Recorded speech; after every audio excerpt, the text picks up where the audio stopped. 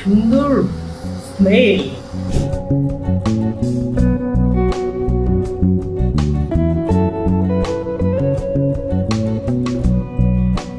সবকিছু একসাথে দেবার কারণটা কি বলতে পারেন?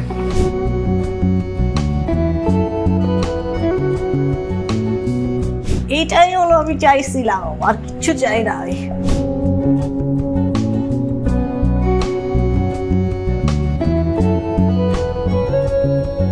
অদ্ভুত সুন্দর একটা স্বাদ।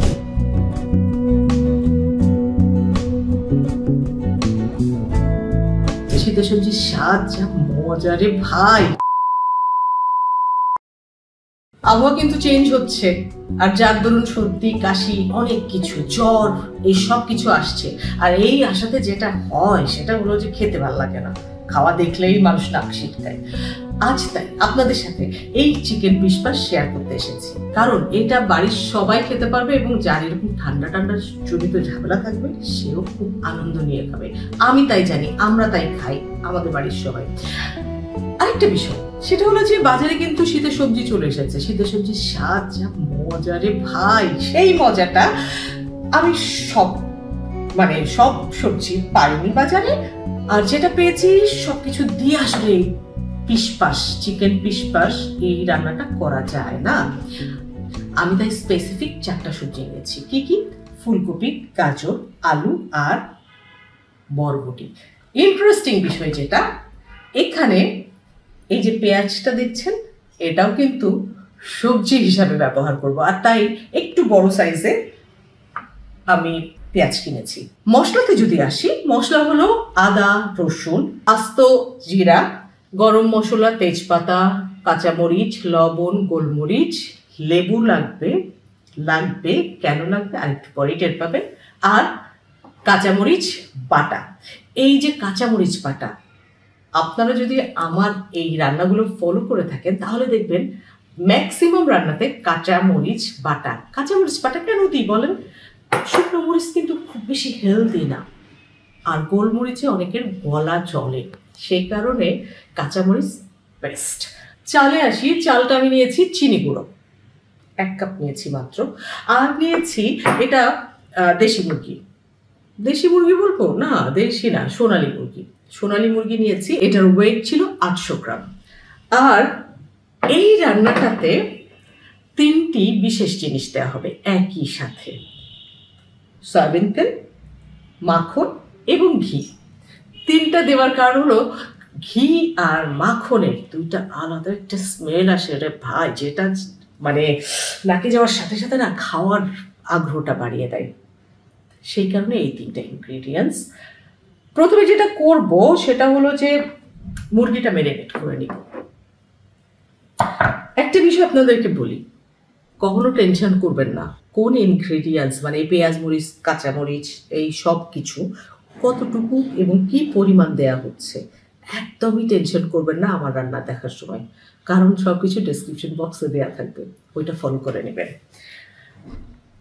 ম্যারিনেট করার কারণটা হলো যে চালটা খুব বেশি সময় লাগবে না সিদ্ধ হতে, তাই এই লবণ একটু দিব, গোলমরিচ একটুই দিব, খুব বেশি দিব না, কারণ একটাই, মানে আমি তো কাঁচামরিচ দিব, তাই গোলমরিচটা খুব বেশি দিব না। কাঁচামরিচ একবারে আমি 1 চামচ দিয়ে দিলাম, এটা বলে দিলাম। বাকিগুলো কিন্তু আমি বলছি না, কিন্তু অবশ্যই আপনারা জানতে পারবেন। লেবু বলা যায় এখানে হাফ নিচ্ছি, এটা এলাচি লেবুরও ঘ্রাণ আছে একটা, হয় কাগজি অথবা এলাচি দেবার চেষ্টা করবেন, কারণ ঘ্রাণই তো মানুষকে আসলে খাওয়ার আগ্রহটা বাড়িয়ে তোলে। যাই হোক, আমি পুরো অর্ধেকটা দিব না এখনই, কারণ একটাই, এখন ম্যারিনেট করব, পরে যেন এই লেবুটার গন্ধ থাকে সেই চিন্তা করে এটা আর একটু পরে বাকিটা দিয়ে দেব। ওকে, চলেন মাখিয়ে ফেলি সুন্দরভাবে, যেন লবণটা ঢুকে যায় এবং এই লেবু মুরগিটাকে আরেকটু নরম করতে সাহায্য করে। আমার মুরগিটা মাখানো শেষ। এখন সবজিগুলো কেটে নেব। এই সবজিগুলো কাটতে আমার যতটুকু সময় লাগে সেই সময়টা পর্যন্ত মুরগিটা নরম হতে থাকে। এটা কাটতে আমার সম্ভবত সময় যেটা লাগবে হয়তো 5-7 মিনিটে হয়ে যাবে। 5-7 মিনিট তো লাগবেই। এতগুলো সবজি একটু সুন্দর করে কাটা। কারণ কি জানেন, দেখারও একটা ব্যাপার আছে। শুধু তো ঘ্রাণ থাকলে হবে না, একটু সুন্দর লাগতেও হবে। সবুজ, কমলা, আমাদের আলুর একটা কালার, এগুলো সব দেখা যাবে। কারণ কোনো হলুদ দিব না।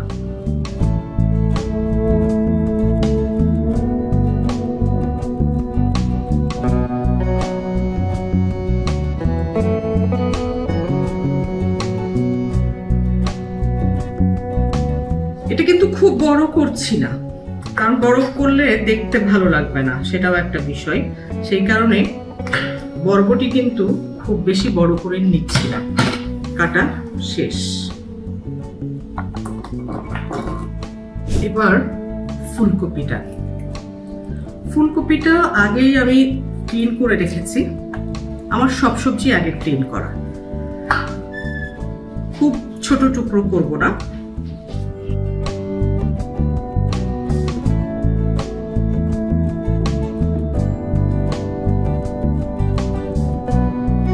সাইজগুলো বুঝতে পারছেন? দেখিয়ে দিই।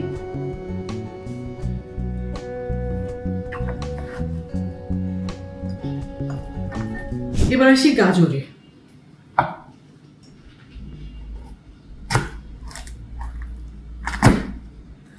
গাজরটা খুব বেশি ছোট করব না, কারণ সিদ্ধ এবং দেখা দুটোর ব্যাপার আছে। এই হলো গাজর।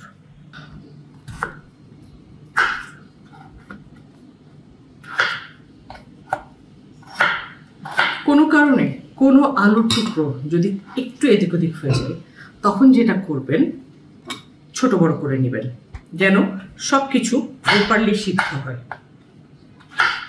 এমনিতে আমি 4 ভাগ করছি একটা আলু।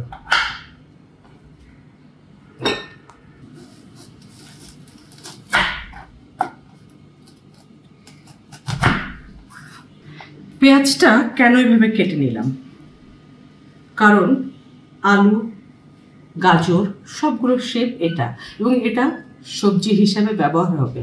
আবারও বলে দিলাম, আমার মনে হয় পেঁয়াজ একটাই যথেষ্ট। দুটো দিলে কেমন যেন একটু মিষ্টি মিষ্টি ব্যাপার চলে আসবে, আর তাই আমি একটাই শেষ করে ফেললাম। এবার রান্না শুরু করব। আমি 5 মিনিটের মতো সময় নিয়েছি সবজিটা কাটতে। এখন রান্নাটা যে শুরু করব, সেজন্যে এখানে আরও 2 মিনিট যাবে মশলাটা কষাতে, তারপর মাংসটা দিয়ে দেব। তাহলে টোটাল 7 থেকে 8 মিনিট লাগলো মাংসটা মাখিয়ে রাখা বা রেস্টে রাখা। তেল এখানে 2 টেবিল চামচের মতো দেওয়া হলো, সাথে দিয়ে দিব 1 টেবিল চামচের মতো মাখন।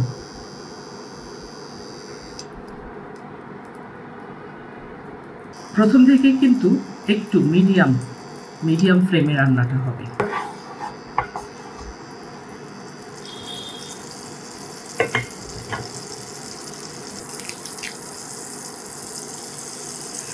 তেজপাতা ভেঙে দেবার কিন্তু কারণ আছে। তেজপাতা ভেঙে দিলে তেজপাতারও যে একটা ঘ্রাণ আছে, খাদ্যগুণ আছে, সেটা প্রপারলি পাওয়া যায়। দিয়ে দিব 1 চা চামচ আস্ত জিরা।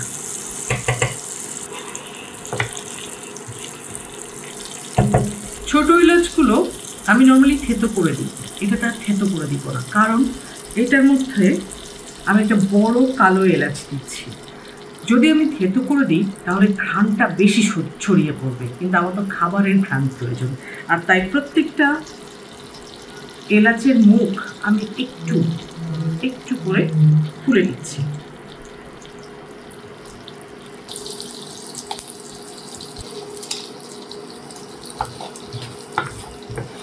চুলাটা কিন্তু একটু বাড়িয়ে দিয়েছি, আর এই পাতিলটা কিন্তু একটু ভারী, পাতলা পাতিল না, কারণ যেহেতু এটা ঝরঝরা পোলাওয়ের মতো হবে, তাই একটু ভারী পাতিল না হলে যেটা হবে খুব তাড়াতাড়ি পানি টেনে নিবে এবং তাড়াতাড়ি আসলে চাল ফুটবে না, তার আগেই পানি শেষ হয়ে যাবে। এই কারণে একটু ভারী পাতিল আপনারাও নেবার চেষ্টা করবেন, সেটা নন স্টিক হোক, স্টিলের হোক, আর যেটাই হোক। চুলাই করলেও একই জিনিস। ঘ্রাণ ছুটে গেছে, আর তাই এখন আর দেরি না করে দিয়ে দিব চিকেন।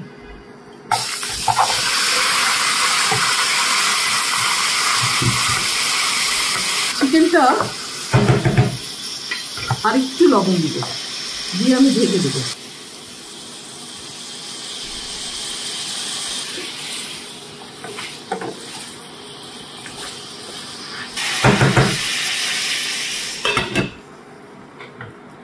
কোনো পানি দেওয়া হবে না, ওটা থেকে পানি বের হতে থাকে। একটা বিষয় আপনাদের সাথে শেয়ার করি, এই রান্নাটা কিন্তু আমরা চাইলে ব্রয়লার মুরগি দিয়েও করতে পারতাম, কিন্তু কেন করলাম না?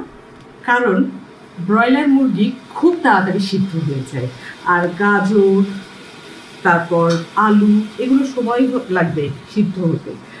সেই কারণে আমি রিস্ক নিই না, আমি সবসময় এই একটু সোনালি মুরগি অথবা একদম দেশি মুরগি এটা দিয়ে রান্না করার চেষ্টা করি, তাতে মুরগিটা আস্তে আস্তে পাবেন। এই ঢাকনাটা আপাতত আর খোলা হবে না, আরও পানি বের হবে। মোটামুটি 3-4 মিনিট পর আমি সবজিগুলো দিয়ে দিব এই মুরগির সাথে।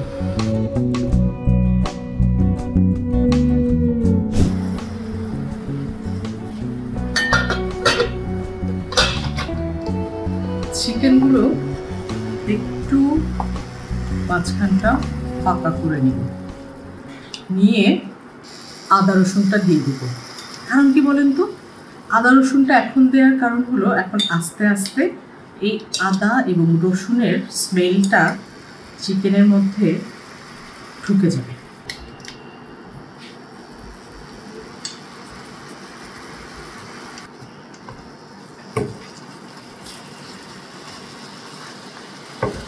পানি কিন্তু যথেষ্ট পরিমাণে বের হয়েছে, এই পানিতেই আর একটু সিদ্ধ হবে।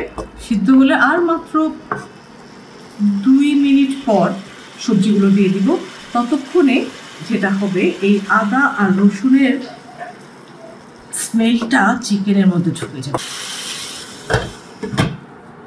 5 মিনিটের মতো কষিয়ে নিয়ে আদা আর রসুনটা দিয়ে দিলাম, তারপরে কিন্তু 3 মিনিট পার হয়ে গেছে। কি সুন্দর স্মেল। এবার আমি সবজিটা দিয়ে দেবো। এখন সবজি দেবার কারণ কি জানেন? এই যে চিকেনটা কষা কষা ব্যাপারটা চলে আসছে, নিচে ধরে আসছে। যেই সবজিটা দিব তখন দেখা যাবে যে সবজি থেকেও একটা পানি বের হচ্ছে। তাই আলু আর গাজরটা দেব।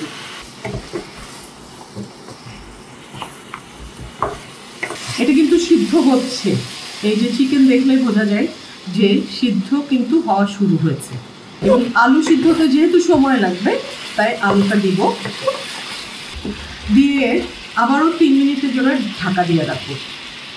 আলুটা একটু নরম হয়ে আসলেই ফুলকপিটা দিয়ে দিব, কারণ আলু গাজর সিদ্ধ হতে যে সময়টা লাগে ফুলকপি সিদ্ধ হতে কিন্তু এত সময় লাগবে না। শুধু কিন্তু আপনার ফুলকপি না, সাথে বরবটিটাও দিয়ে দিব, কারণ বরবটির কষ থাকে, যে কষটা তরকারি কখনো কখনো কালো কালো করে দেয়।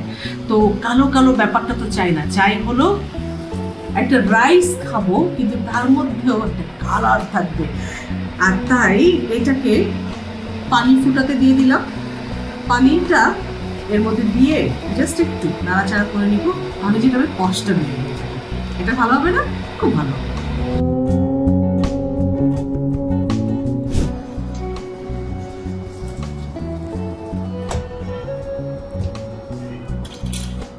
আস্তে হাতের কাছে, তাই দিয়ে জাস্ট একটু নাড়াচাড়া, আর কিচ্ছু না। পানিটা শুধু ফেলে দেওয়া নিয়ে কথা, কারণ সিদ্ধ তো হবে আমার সবজির সাথে।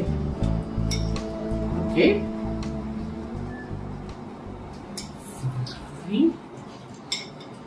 অনেকে ধারণা করে যেটা যে বিনস খাবো, আমার তো ইউরিক অ্যাসিডের ঝামেলা আছে। আরে ভাই, একদিন দুদিন পরিমাণে অল্প দিয়ে খাবেন, ইউরিক অ্যাসিড বাড়বে না। যাই হোক, আলু আর গাজরটা দিয়েছিলাম, আমার 2 মিনিট পার হয়ে গেছে। আমি এবার ফুলকপিটা দিয়ে দিই। ফুলকপি এবং বরবটি, অবশ্যই পেঁয়াজটাও দিব এখন।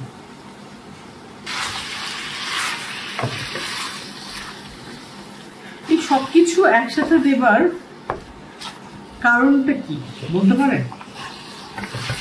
কারণ কিন্তু একটাই, যেন মুরগির যে স্মেলটা প্রপারলি এটার মধ্যে ঢুকে যায়, আদা এবং রসুনের ঘ্রাণটা প্রপারলি ঢুকে যায়।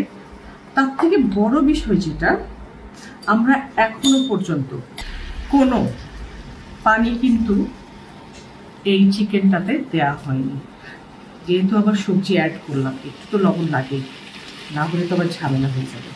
আমার মা বলে একটা কথা, যে সবজিতে লবণ তখন দিবা যখন তোমার পানির দরকার হবে। লবণ দেওয়ার সাথে সাথে নাকি আস্তে আস্তে পানি বের হতে থাকে। তা আমার তাহলে একটু পানির দরকার, যে আলুটা সিদ্ধ হবে, ফুলকপিটা সিদ্ধ হবে, গাজরটা সিদ্ধ হবে, আর লবণের ব্যাপারটাও এটার মধ্যে যাবে। মনে হয় এখন আরো একটা জিনিস আমরা অ্যাড করতে পারি, সেটা হলো কাঁচামরিচ। সবজি দেবার পরে একটা মরিচটা কমে যাবে, সেই কারণে এখনই অ্যাড করে দিই। প্রত্যেকটি সবজির একটা আলাদা চেহারা, মানে হলুদ ছাড়া রান্না কিন্তু খারাপ না। চাইনিজ ফুড খেতে পারি, কিন্তু নিজেদের খাবার খেতে পারি না, কোনো কথা হইতে পারে বলে। যাই হোক, সবকিছু দিয়েছি, দিয়ে এই যে এখন আবার ঢাকা দিব, কারণ আমি মোটামুটি ফুলকপি দিয়ে পানি বের হবেই হবে। ক্লোজ করলাম বাটিগুলো। ক্লোজ করবো না কোনটা জানেন? মুরগিরটা একদম ওইভাবেই রেখেছি, পরিষ্কার পরিচ্ছন্নই আছে। এটা ক্লোজ না করার পিছনে একটা কারণ আছে, সময় মতো বলবো। বেশি সময় লাগবে না, মিনিট 1.5 বা 2, চান্স নিলাম না, আঁচটা একটু কমিয়ে দিলাম, কারণ আমি ঝরঝরের খাবারটা খেতে চাই। এখানে 1 কাপ চাল দেওয়া হয়েছিল, চিনি গুঁড়ো। হ্যাঁ, এখন পানিটা দিয়ে দেব। যেহেতু 1 কাপ চাল, তাই পানি দিব 2 কাপ। রেডি করলাম, পানিটা ফুটাতে দিয়ে দিলাম। 2 কাপ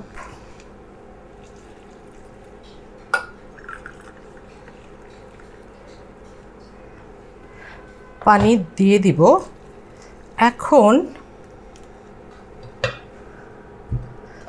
চিকেনের যে ম্যারিনেট করা ডিশটা রেখেছিলাম, সেটার কাজ এখন।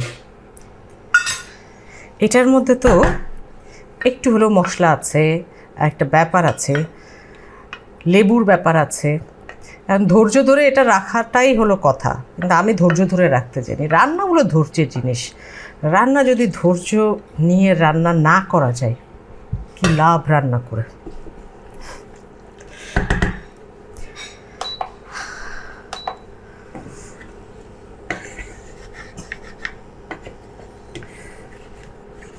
এবার কড়াইটা একদম গুছিয়ে দিব, কোনো কষা টসা কোনো কিছু নাই। তাই আমার পাতিলটা ক্লিন হতে হবে। মাংস সিদ্ধ হয়ে গেছে, বাকিটা এই পানিতেই হবে। শব্দ যা পাওয়া যাচ্ছে তাতে পানি লাগবে, খোলা চালের মজা। এটাতে কোনো হিসেব মানে না, কিন্তু আমি হিসেব করেই দিব। 1 কাপ, সাথে আরও 2টো জিনিস দিয়ে দিতে চাই। একটা হলো লবণ, 1 চামচের মতো দিলাম, চা চামচ। আর দেব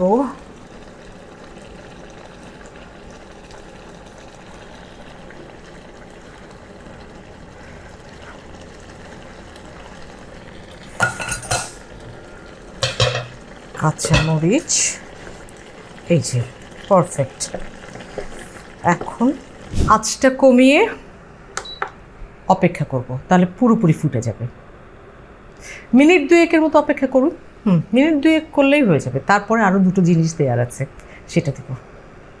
ওকে, চাল কিন্তু ফুটে গেছে। এখন চাল কমিয়ে দেব। তার আগে যে জিনিসটা দেওয়ার ছিল সেটা দিই, ঘি। এখানে 1 টেবিল চামচের মতো আমি ঘি দিয়েছি। আর একটু ওই যে একটা লেবু রেখেছিলাম না, লেবুটা একটু দিয়ে দিব, পুরোটা না। ঘি এবং লেবু দুটো একসাথে দিলাম, অসুবিধা নেই, স্মেল দুটোরই পাওয়া যাবে। এখন একদম চাল আস্তে করে দিয়ে আমি চুলোয় বসিয়ে রাখবো। তাতে আমার রাইস পুরো ঝরঝরে হয়ে যাবে বলে আমার বিশ্বাস। কতক্ষণ রাখবো এটা? চালের যে অবস্থা দেখলাম তাতে 5-7 মিনিট। জালটা একদম 300-তে। আমি যেহেতু ইলেকট্রিক হিটারে রান্না করছি, এটা 500-তে ছিল, দিয়ে নিলাম 300-তে। আর যদি চুলোতে রান্না করেন তাহলে অবশ্যই একদম ধিমে আঁচের পুরে দিয়ে রাখবেন। ওকে,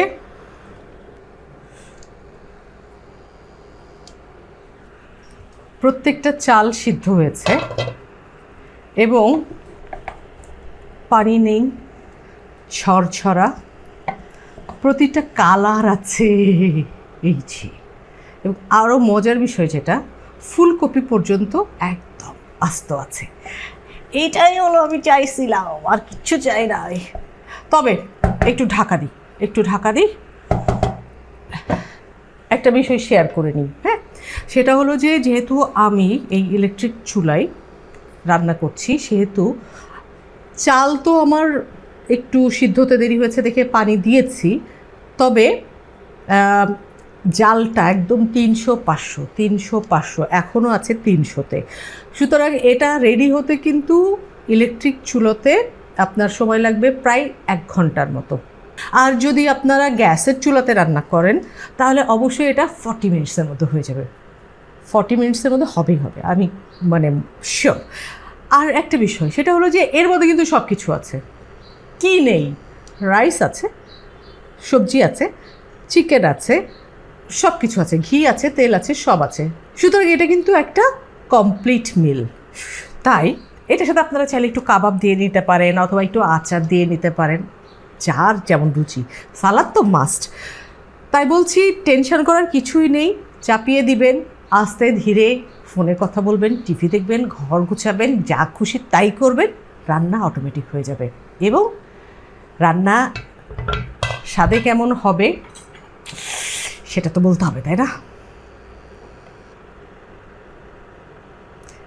অদ্ভুত সুন্দর একটা স্বাদ। এটা কিন্তু বিরিয়ানি না। বিরিয়ানি হলে অনেক কিছু দিতে হতো, একটু টক দই লাগতো, এটা লাগতো, ওটা লাগতো, সেটা লাগতো, কিছুই লাগছে না।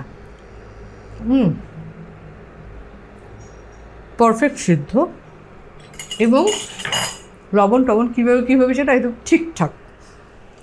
যাই হোক, আরও একটা মজার বিষয় আপনাদের সাথে শেয়ার না করলেই নয়,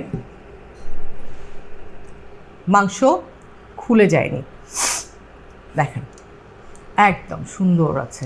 আবার যদি পুরোপুরি সিদ্ধ, মা গো মা, আমি এটা আশা করি না, সত্যি আশা করি না। একটু তো এদিক ওদিক হয়, তাই না? আমার তো সব থেকে বেশি ভালো লাগছে যেটা, আমার সবজিগুলো ভাঙেনি, মাংস ভাঙেনি। এটা একটা ইম্পর্টেন্ট বিষয়। তেজপাতা, তারপর পারলে গরম মশলার দারুচিনি, এগুলো মাস্ট তুলে ফেলে দিবেন। কেন জানেন?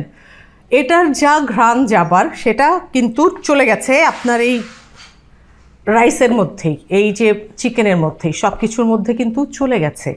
তারপরে যদি আমরা এটা রেখে দিই না, যেটা হয় একটা আরেকটা কেমন যেন একটা স্মেল তৈরি হয়, যেটা না খাবারের যে অদ্ভুত সুন্দর গন্ধটা, যেটা মানে নাকে যাওয়ার সাথে সাথে বাড়ির সবাই এসে বলবে বাহ আজকে কী খেতে যাচ্ছি, সেই কথাটা আর বলবে না, কেমন যেন ওইটা নষ্ট করে দেয়।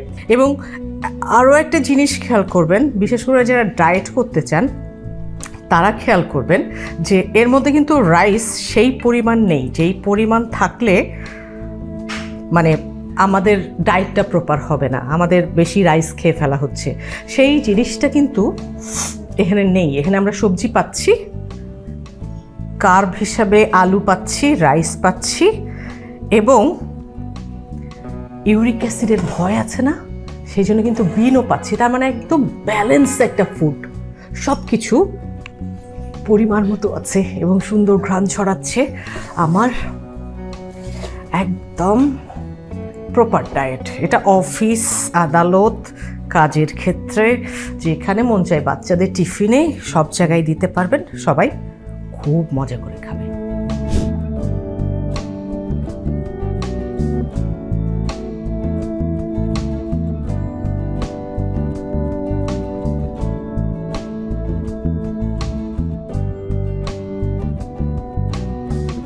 রান্না শেষ।